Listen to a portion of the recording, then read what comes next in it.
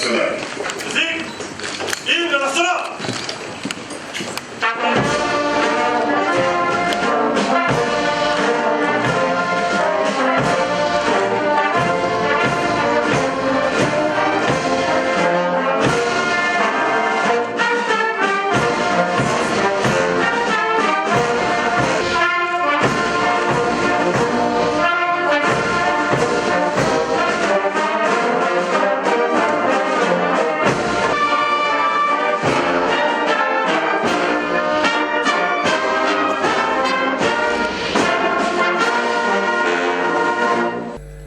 Honorable Madame la Présidente de l'Assemblée nationale, Honorable Monsieur le Président du Bureau provisoire du Sénat, Monsieur le Premier ministre, Mesdames et Messieurs les membres du gouvernement,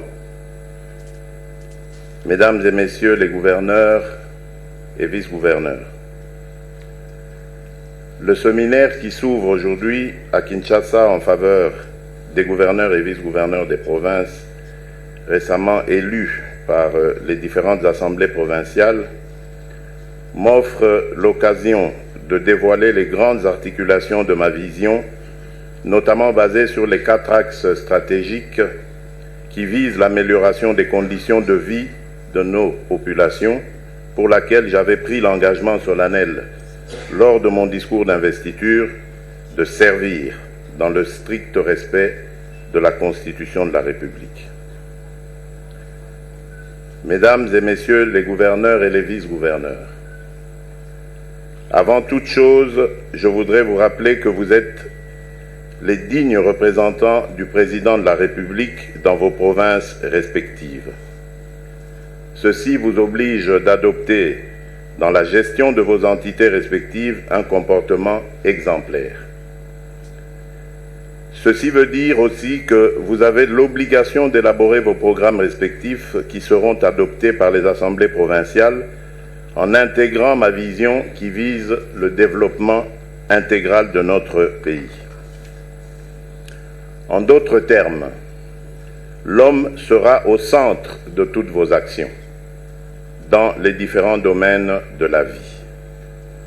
Je compte donc sur chacun de vous pour qu'à l'issue de mon mandat, nous puissions amener ensemble le changement que j'avais promis au peuple congolais au cours de ma campagne électorale.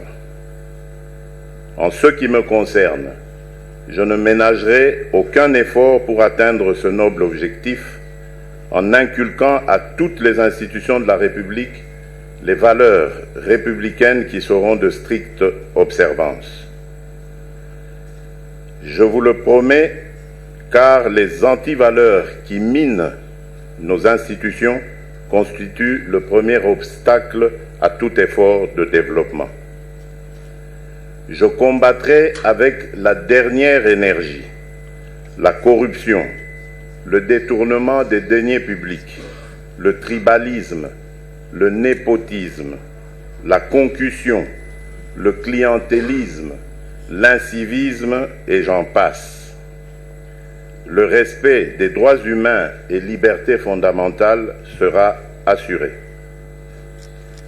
Mesdames et Messieurs les gouverneurs et vice-gouverneurs, ma vision se décline autour des 4 axes stratégiques qui sont l'homme, la croissance économique, la bonne gouvernance et la société solidaire. Ces 4 axes stratégiques constituent le socle sur lequel je vais asseoir mes priorités, regroupées dans 20 piliers, à savoir la pacification du pays, c'est-à-dire la paix et la sécurité, la réconciliation nationale, la consolidation de la démocratie, l'instauration de l'état de droit et son autorité, à savoir l'armée nationale, la police nationale, les services de renseignement, la justice, les droits de l'homme, l'administration publique, l'administration du territoire et la décentralisation. La réhabilitation de l'image de la diplomatie. la lutte contre la corruption et les crimes économiques, la consolidation de la stabilité macroéconomique et l'assainissement des finances publiques ainsi que la réforme du système financier. L'éducation comme clé du changement et principal ascenseur social. La mise en place de la couverture maladie universelle. La promotion de l'emploi et la formation professionnelle continue. L'autonomisation de la femme et la promotion de la jeunesse. L'amélioration du climat des affaires et la promotion de l'entrepreneuriat. La lutte contre le changement climatique. L'accès à l'eau et à l'électricité. L'aménagement du territoire, le développement et la modernisation des entreprises. Le développement de l'agriculture et de l'agro-industrie. La diversification de l'économie nationale et le développement du commerce, de l'industrie ainsi que des PME et PMI. La redynamisation du secteur des mines et des hydrocarbures en le rendant attractif et performant. Le développement du tourisme, de la culture et des arts. La lutte contre la pauvreté, l'exclusion et la vulnérabilité. Mesdames et messieurs les gouverneurs et vice-gouverneurs, j'ai eu le temps de sillonner quelques provinces de la République. Et à cette occasion, j'ai été choqué des tracasseries administratives, policières et militaires auxquelles font face la population en général et les opérateurs économiques en particulier. La fraude fiscale et les barrières organisées et entretenues par certaines autorités provinciales, de l'armée et de la police, la multiplicité des services et autres organes au niveau des postes frontaliers au lieu des 4 reconnus par la loi, le mauvais état des routes et de l'habitat, la précarité des infrastructures sanitaires, scolaires et autres, vous pouvez ici comprendre que la tâche qui vous attend est lourde et les défis à relever sont énormes. Je veillerai, dans le cadre de la rétrocession, que les moyens conséquents vous soient alloués pour vaincre le défi du développement.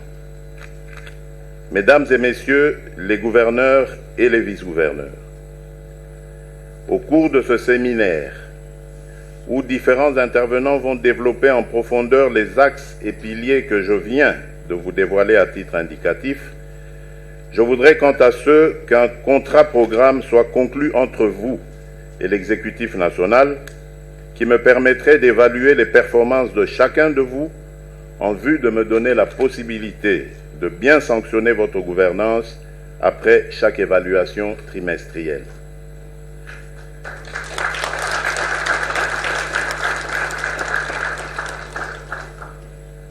Cela veut dire que, vous l'avez bien compris, que le temps de l'impunité tant décrié est révolu.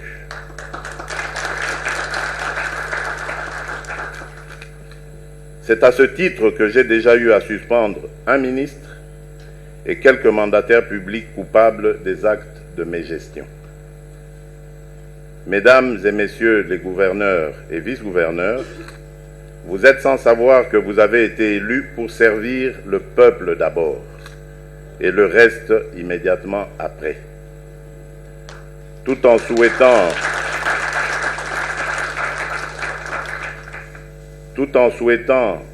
plein succès à vos travaux, je déclare ouvert le premier séminaire des gouverneurs et vice-gouverneurs des provinces. Que vive la République démocratique du Congo. Je vous remercie.